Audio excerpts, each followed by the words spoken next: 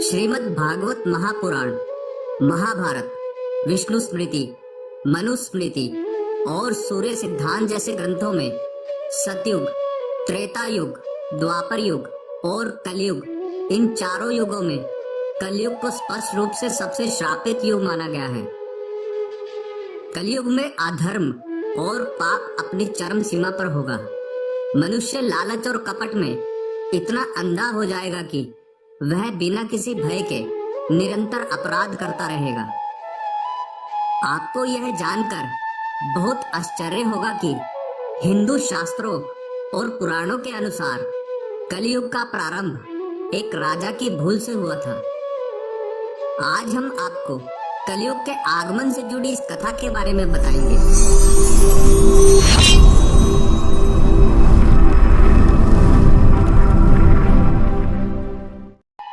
पौराणिक कथाओं के अनुसार धर्म युद्ध महाभारत की समाप्ति के पश्चात भगवान कृष्ण जब अपने परम धाम को प्रस्थान कर गए थे और पांडव अपने भाइयों का वध करने के बाद आत्मग्लानि से भर गए थे, तब वह मोक्ष प्राप्ति की इच्छा से द्रौपदी संग हिमालय की ओर चले गए।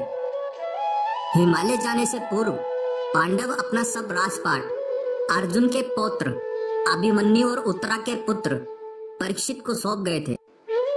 राजा परीक्षित भगवान श्री कृष्ण, पांडवों तथा विदुर जी जैसे विद्वानों की अनुपस्थिति में अपने सामर्थ्य से बढ़कर राजपाट संभाल रहे थे। श्रीमद् भागवत महापुराण के अनुसार एक दिन पृथ्वी देवी गाय माता के रूप में तथा धर्म बैल के रूप में सरस्वती नदी के किनारे बैठे वार्तालाप कर रहे थे। गाय रूपी पृथ्वी देवी को रोते हुए देखकर बैल रूपी धर्म बोला, देवी, क्या तुम इस कारण तो व्याकुल नहीं हो कि सतयुग में मेरे सत्य, तप, पवित्रता और दान जो 4 चरण थे, त्रेता युग में सत्य चला गया और मेरे 3 चरण, तप, पवित्रता और दान ही शेष रहे।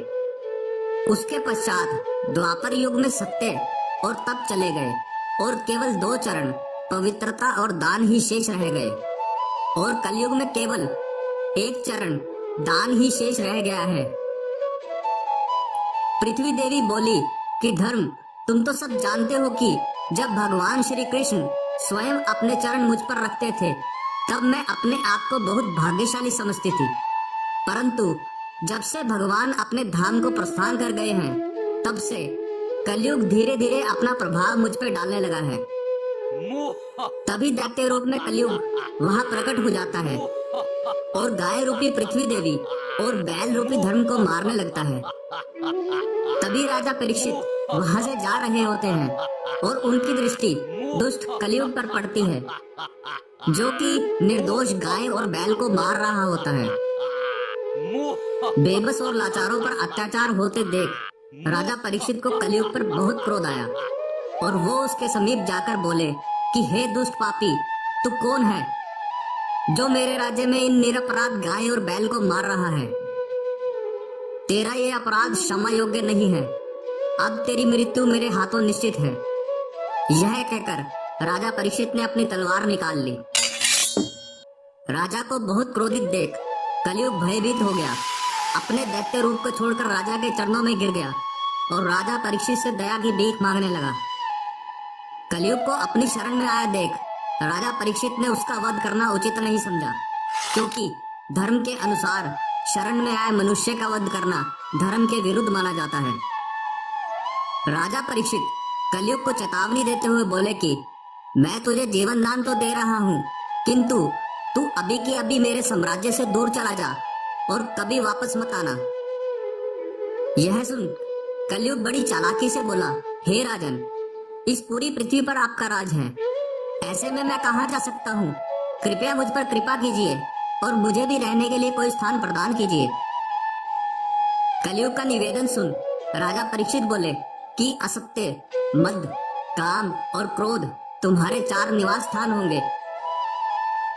कलयुग बोला, हे प्रभु, मेरे रहने के लिए यह स्थान पर्याप्त नहीं है, कृपया मुझे कुछ और स्थान प्रदान करें। तब राजा ने उसे स्वर्ण 5वें स्थान के रूप में प्रदान किया। पांचवा स्थान मिलने के बाद कलयुग वहां से प्रत्यक्ष रूप से तो चला गया, किंतु अप्रत्यक्ष रूप से राजा परीक्षित के स्वर्ण मुकुट में निवास करने लगा। इस तरह कलयुग का पृथ्वी पर आगमन हुआ और वो यहीं का बनकर रह गया। जहां कलयुग में चारों ओर पाप और अधर्म का बोलबाला होगा, उसी कलयुग को महर्षि वेदव्यास जी ने श्रेष्ठ युग बताया है। आप भी ये जानकर आश्चर्यचकित रह गए ना कि कैसे महर्षि वेदव्यास जी के अनुसार कलयुग सबसे उत्तम युग है।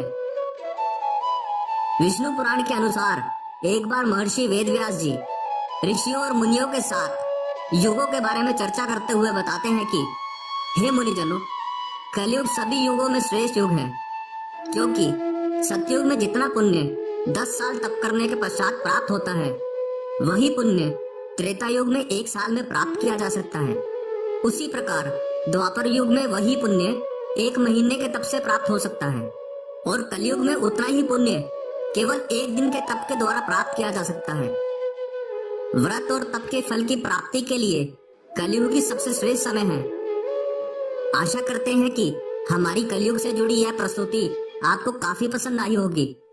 आपसे अनुरोध है कि आप इस वीडियो को ज्यादा से ज्यादा लोगों तक पहुंचाने के लिए लाइक, शेयर और सब्सक्राइब करें। धन्यवाद।